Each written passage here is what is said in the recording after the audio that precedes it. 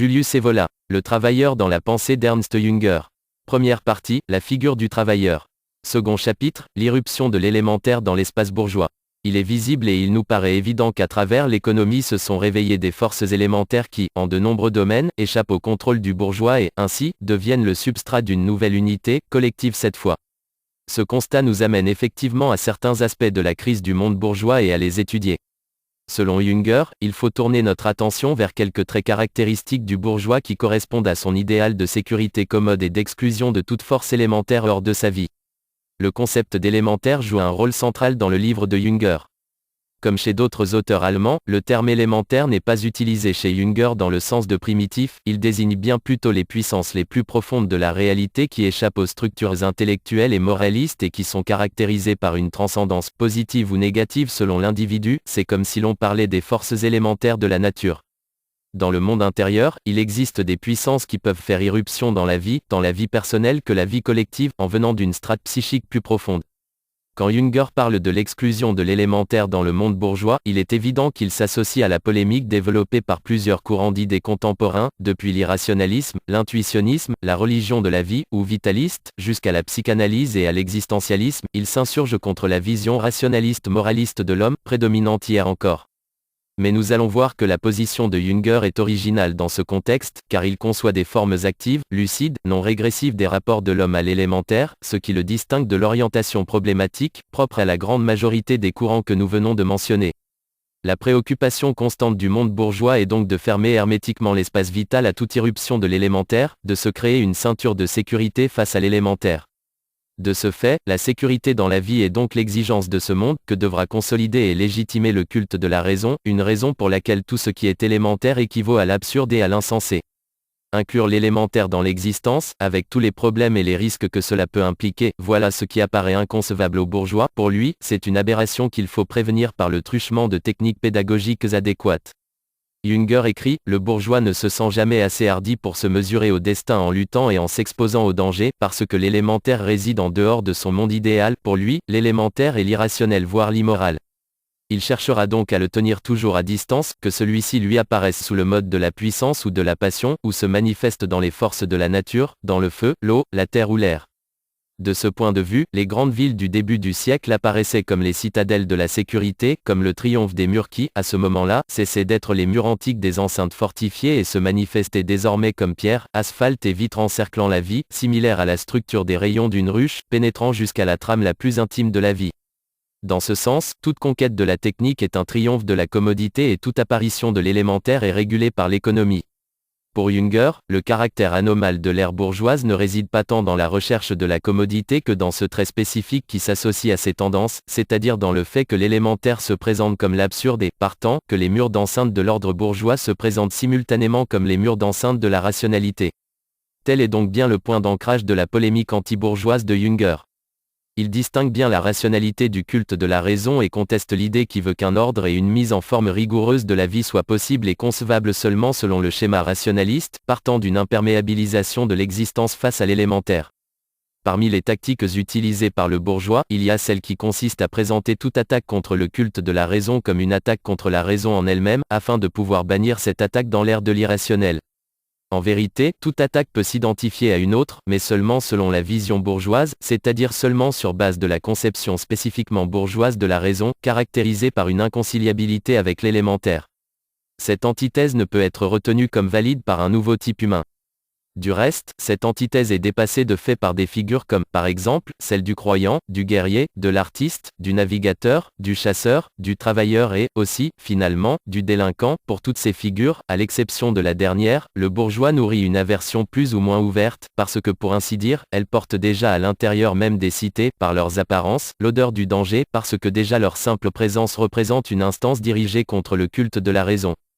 Mais pour le guerrier la bataille est un événement dans lequel se réalise un ordre suprême. Pour le poète les conflits les plus tragiques sont des situations où le sens de la vie peut se condenser en un mode particulièrement net. La délinquance elle-même peut être expliquée par une rationalité lucide. Quant au croyant, il participe à la sphère plus vaste d'une vie pleine de signification. Soit par le malheur ou le danger ou le miracle, le destin l'englobe directement dans un tissu d'événements plus puissants. Les dieux aiment se manifester dans les éléments, dans les astres enflammés et dans la foudre, dans les ronces que la flamme ne consume pas.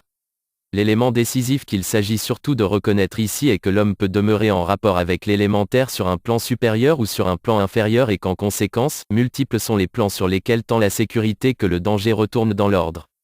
Au contraire, dans le bourgeois, on perçoit un homme qui ne reconnaît comme valeur suprême que la sécurité et détermine sa conduite de vie sur base de cet idéal de sécurité. Les conditions pour promouvoir cette sécurité, que le progrès cherche à réaliser, sont corollaires de la domination universelle de la raison bourgeoise, laquelle devrait non seulement limiter, mais, en bout de course, détruire toutes les sources de danger. Et, comme à la lumière de cette raison, le danger est présenté comme étant l'irrationnel, on ôte à celui-ci tout droit de faire partie de la réalité. Il est fort important, dès lors, dans un tel mode de pensée, de voir l'absurde dans tout danger, celui-ci semble éliminé dès le moment où, dans le miroir de la raison, il apparaît comme une erreur. Dans les ordonnancements tant spirituels qu'objectifs du monde bourgeois, on peut constater tout cela, poursuit Jünger. En grand, on peut le voir dans la tendance à concevoir l'État, lequel, normalement, se base pour l'essentiel sur la hiérarchie, en matière de société, comme une forme ayant pour principe fondamental l'égalité et se constituant par le truchement d'un acte de la raison. Cette vision révèle la volonté d'imposer une organisation complexe, un système de sécurité devant ventiler et atténuer toutes les formes de risque, non seulement dans le domaine de la politique intérieure et extérieure, mais aussi dans celui de la vie individuelle, ce qui constitue une tendance à dissoudre le destin par un calcul de probabilité. Cette vision révèle enfin, dans ses multiples et complexes tentatives de ramener la vie de l'âme à des rapports de cause à effet, dans sa volonté de transférer la vie de l'âme du domaine de l'imprévisible à celui du calculable, et puis de l'insérer dans la sphère éclairée de la conscience extérieure. Dans tous les domaines, la tendance est d'éviter les conflits et de démontrer leur évitabilité. Mais vu que les conflits surviennent malgré tout, pour le bourgeois, l'important est de démontrer qu'ils sont une erreur que l'éducation et une pédagogie éclairée des esprits devront empêcher la répétition. Mais un tel monde ne serait qu'un monde d'ombre, où l'idéologie des Lumières surévaluerait ses propres forces, en croyant qu'il puisse tenir vraiment debout. En réalité, le danger est toujours présent, comme un élément de la nature, il cherche continuellement à briser la digue que l'ordre a construite pour l'enserrer, et, par l'effet des lois d'une mathématique occulte mais infaillible, il se fait d'autant plus menaçant et mortel que l'ordre cherche à l'exclure. En fait, le danger veut être non seulement un élément de cet ordre mais, en plus, le principe d'une sécurité supérieure, que jamais le bourgeois ne pourra connaître.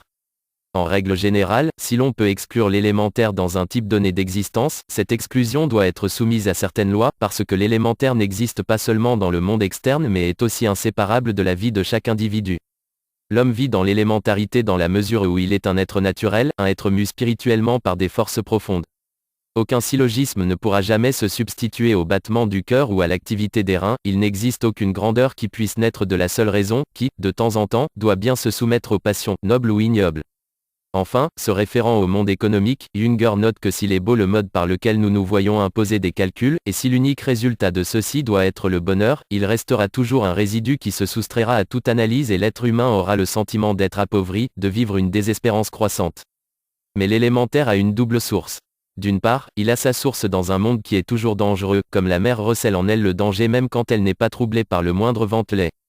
D'autre part, il a d'autres sources dans l'âme humaine, qui a soif de jeu et d'aventure, d'amour et de haine, de triomphe et de chute, qui ressentant le besoin du risque que de la sécurité, et donc, pour cette âme humaine, un état absolument sécurisé apparaît comme un état d'incomplétude. En prononçant d'aussi audacieuses paroles, Jünger se réfère implicitement à un type humain différent de celui véhiculé par le monde bourgeois, mais que ce monde génère malgré lui. La domination des valeurs bourgeoises peut donc se mesurer à la distance que l'élémentaire semble avoir prise en se retirant de l'existence. Jünger dit semble, parce que l'élémentaire se sert de multiples masques et trouve toujours un moyen de se nicher au centre même du monde bourgeois pour en miner les ordonnancements rationalisants et émerger dès que survient une crise. Par exemple, Jünger rappelle comme déjà dans le passé, sous le signe de la Révolution française, quelles noces cruelles furent celles qui unirent la bourgeoisie et le pouvoir. Le dangereux et l'élémentaire se sont réaffirmés face aux astuces les plus subtiles par lesquelles on a cherché à les circonvenir, ils s'introduisent de façon imprévue dans les rouages même de ces astuces, en prennent les travestissements, ce qui fait que tout ce qui est civilisation au sens bourgeois présente un visage ambigu, nous connaissons tous les rapports qui existent entre les idéaux de fraternité universelle et les gibets, entre les droits de l'homme et les massacres. Non que ce soit le bourgeois lui-même qui veuille imposer de telles circonstances contradictoires, car quand il parle de rationalité et de moralité, il se prend terriblement au sérieux. Tout cela est plutôt un terrible rire sarcastique qu'adresse la nature au masque se présentant sous le visage de la moralité, une exultation frénétique du sang dirigé contre l'intellect, après que se soit achevé le prélude des beaux discours. En revanche, ce qui mérite d'être remarqué, c'est le jeu ingénieux des concepts par lequel le bourgeois cherche à faire ressortir ses vertus et à ôter aux mots tout ce qu'ils ont de dur et de nécessaire, afin que transparaisse seulement une moralité que tous sont tenus de reconnaître. Par exemple, cette attitude est bien visible sur le plan international, quand on cherche à présenter la conquête d'une colonie comme étant une pénétration pacifique ou comme une opération civilisatrice, ou l'incorporation d'une province appartenant à un pays voisin comme un effet de la libre autodécision des peuples, ou, enfin, les rapines perpétrées par les vainqueurs comme des réparations. Il est évident qu'à ces exemples avancés par Jünger on pourrait facilement ajouter des faits plus récents. Parmi les cas les plus typiques, nous pourrions ajouter les nouvelles croisades, les tribunaux de vainqueurs, les aides aux pays sous-développés, etc. Dans ce même ordre d'idées, est exact ce que dit Jünger quand il relève que c'est justement à l'époque où se sont officiellement et bruyamment propagées les valeurs bourgeoises de civilisation que l'on a assisté à des événements que l'on n'aurait plus cru possibles dans un monde éclairé, des phénomènes de violence et de cruauté, de délinquance organisée, de déchaînement d'instincts, de massacres. Tous ces événements représentent la réduction à l'absurde de l'utopie bourgeoise de la sécurité. En guise de bon exemple, Jünger signale les conséquences qu'a déjà eu le prohibitionnisme aux États-Unis. Il constitue une tentative moralisatrice, promise par une littérature faite d'utopisme social et qui semble avoir été conçue comme une mesure de sécurité. Elle n'a cependant réussi qu'à attiser des forces élémentaires du plus bas niveau. Ainsi, l'État, en suivant rigidement le principe bourgeois, se réfère à des catégories abstraites, rationnelles et moralisantes, et exclut l'élémentaire, mais, en réalité, cet État fait en sorte que cet élémentaire s'active en dehors du cadre qu'il installe. Le moral et le rationnel n'étant pas des liens primordiaux mais seulement des liens propres à l'esprit abstrait, dit Jünger, toute autorité ou tout pouvoir qui veulent se baser sur eux, ne seront qu'autorité ou pouvoir apparent, et, simultanément, la sécurité bourgeoise ne tardera pas à manifester son caractère utopique et éphémère. Il serait bien difficile de contester la réalité de cette dialectique, surtout dans la période qui a suivi la rédaction du Travailleur. C'est effectivement à cette dialectique que se rapporte, d'une part, l'un des facteurs principaux de la crise du monde bourgeois, et, d'autre part, cette autre face, informe, obscure et dangereuse des structures sociétaires modernes, ordonnées et régulées seulement en surface, mais privées tant d'un sens supérieur que de racines dans les strates psychiques les plus profondes. Déjà au moment de la rédaction du Travailleur, après la Première Guerre mondiale, il était clair qu'un phénomène analogue de contre-coup allait se produire quand on allait appliquer de tels principes, notamment celui qui se profile derrière le concept bourgeois de liberté abstraite. Dans la mesure où l'on reconnaît au principe de la démocratie nationale une validité universelle, sans opérer la moindre discrimination, on aboutit automatiquement à un état d'anarchie mondiale, suscitant de nouvelles causes de crise au sein de l'ordre ancien, telle la révolte des peuples colonisés et de toutes les forces auxquelles, en Europe et ailleurs, le principe d'autodétermination des peuples a donné une souveraineté politique même quand il s'agissait de tribus ou de populations, explique Jünger, dont le nom n'était pas connu de l'histoire politique mais seulement, à la rigueur, des manuels d'ethnologie. Cet état de choses a pour conséquence naturelle la pénétration dans l'espace politique de courants purement élémentaires, de forces appartenant moins à l'histoire qu'à l'histoire naturelle. Aujourd'hui, ce constat est encore plus exact qu'hier.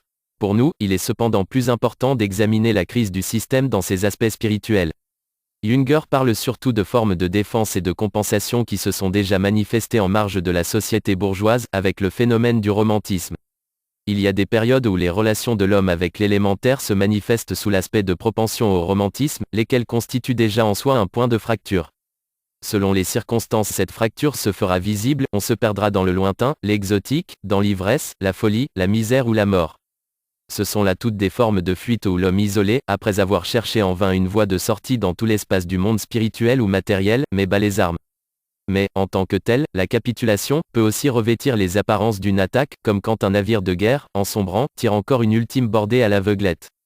Nous avons su reconnaître la valeur de la sentinelle tombée sur sa position perdue, continue Jünger. Nombreuses sont les tragédies auxquelles se lient de grands noms, mais il y a aussi beaucoup de tragédies anonymes, où des groupes entiers, des strates sociales entières, qui subissent une raréfaction de l'air nécessaire à la vie, comme s'il avait été pris par un vent de gaz toxique. Ce que Jünger ajoute ensuite à une base autobiographique et reflète ses propres expériences de jeunesse, dont nous avons déjà eu l'occasion de parler. Le bourgeois a presque réussi à persuader le cœur aventureux que le danger n'existe pas, qu'une loi économique gouverne le monde et l'histoire. Mais les jeunes gens qui dans la nuit et le brouillard abandonnent la maison de leur père ont le sentiment intime de devoir aller très loin à la recherche du danger, au-delà de l'océan, en Amérique, à la Légion étrangère, dans des pays où poussent les arbustes qui donnent le poivre. Mais surgissent aussi des figures qui n'auront pas le courage de s'exprimer dans ce langage propre et supérieur, comme celle du poète qui se sent pareil aux pétrels dont les ailes puissantes, créées pour la tempête, ne deviennent, hélas, plus qu'un objet de curiosité inopportune dans un milieu étranger, sans vent, ou comme celle du guerrier né, qui semble n'être qu'un bon à rien, parce que la vie du marchand le remplit de dégoût. Pour Jünger, le point décisif de fracture a eu lieu pendant la Première Guerre mondiale. Dans la joie, les volontaires l'ont salué, écrit Jünger en se souvenant visiblement de ce qu'il a lui-même vécu, parce qu'elle leur procurait un sentiment de libération des cœurs et que, d'un trait, se révélait à eux une vie nouvelle, plus dangereuse. Dans cette joie, se cachait aussi, tapis, une protestation révolutionnaire contre les valeurs anciennes, tombées irrémédiablement en désuétude. À partir de ce moment-là, dans tous les courants de pensée, dans tous les sentiments et dans tous les événements, s'est infusée une couleur nouvelle, élémentaire. L'important, ici, est de voir comment, par la force même des choses, un nouveau mode d'être a commencé à se différencier. Jünger relève aussi le rôle qu'ont joué dans la jeunesse combattante, entraînée dans la complexité de cette guerre, les enthousiasmes, les idéaux et les valeurs du patriotisme conventionnel liés au monde bourgeois. Mais, bien vite, il est apparu clairement que cette guerre réclamait des réserves de force bien différentes de celles nourries à ses sources bourgeoises, et cette différence est celle qui distingue les sentiments d'enthousiasme des troupes quittant les gares, d'une part, et leur action entre les cratères, sous le fer et le feu d'une bataille de matériel, d'autre part. Alors, dans cette épreuve du feu, disparaît le contexte qui justifiait la protestation romantique. Cette protestation-là, écrit Jünger, est condamnée au nihilisme, là où elle est fuite, simple polémique contre un monde qui sombre, or en tant que telle, elle reste conditionnée par lui. Elle ne devient force que quand elle donne lieu à un type spécial d'héroïsme. Là s'annonce le thème central du travailleur, traverser une zone de destruction sans être soi-même détruit. La même expérience aura des effets totalement opposés chez des hommes d'une même génération. Les uns se sont sentis déchirés par elle, les autres ont participé à un vécu jamais expérimenté auparavant, grâce à l'extrême proximité de la mort, avec le feu et le sang. La discordance découle de l'ambiguïté d'avoir eu comme unique béquille les valeurs bourgeoises qui se basaient sur l'individu et sur l'exclusion de l'élémentaire, et d'avoir été capable de vivre une nouvelle liberté. S'il avait été déchiré, brisé, par la guerre, Jünger aurait pu se référer au mot qu'Éric Maria Remarque a mis en exergue de son fameux livre À l'Ouest rien de nouveau. Ce livre ne veut ni accuser ni démontrer une thèse, il veut seulement dire qu'elle fut une génération, déchirée par la guerre même quand les obus l'ont épargnée. Mais comme Jünger est de ceux qui savent intimement qu'ils ont vécu une expérience unique, il voit en ses compagnons de combat ceux qui anticipativement ont constitué le type, c'est-à-dire un homme qui se tient debout parce qu'il veut se rendre capable d'un rapport actif avec l'élémentaire, et, parallèlement, développer des formes supérieures de lucidité, de conscience et de maîtrise de soi, parce qu'il veut se désindividualiser et accepter un réalisme absolu, parce qu'il connaît le plaisir des prestations absolues, de la plénitude maximale de l'action, assortie d'un minimum de pourquoi et de dans quel but. C'est là que les lignes de la force pure et celles de la mathématique se rencontrent. Dans l'ère d'une conscience accrue, il est possible de potentialiser les moyens et les énergies premières de la vie, dans un sens inattendu, jamais encore expérimenté. Dans les centres occultes de la force, par laquelle on domine la sphère de la mort, on rencontre une humanité nouvelle, qui se forme par le biais d'exigences nouvelles, écrit Jünger.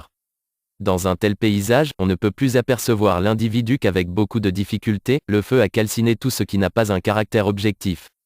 Les processus en plein développement sont tels que toute tentative de la raccorder encore au romantisme et à l'idéalisme de l'individu finissent par sombrer irrémédiablement dans l'absurde.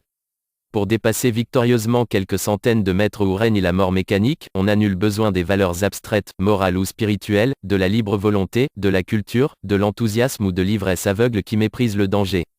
Pour cela, il faut une énergie nouvelle et précise, tandis que la force combative du milieu dans son ensemble assume un caractère moins individuel que fonctionnel. En outre, on découvre des correspondances entre le point de destruction et l'apogée spirituelle d'une existence, c'est là que se déchaînent les prémices de la personne absolue. Les rapports avec la mort se transforment et la destruction peut surprendre l'homme singulier dans ces instants précieux où on lui demande un maximum d'engagement vital et spirituel. Alors, à la fin, on peut aussi reconnaître la liberté la plus élevée. Tout cela devient, finalement, une part naturelle, voulue d'avance, d'un nouveau style de vie. Finalement se présentent des figures d'une suprême discipline du cœur et des nerfs, indice d'une froideur quasi métallique, extrême et lucide, où la conscience héroïque se montre capable d'utiliser le corps comme un pur instrument, en lui imposant une série d'actions complexes, au-delà de l'instinct de conservation. Entre les flammes d'un avion touché, dans les chambres d'air d'un submersible qui coule, on accomplit encore un travail qui, au sens propre, transcende la sphère de la vie et dont jamais aucun communiqué ne signalera.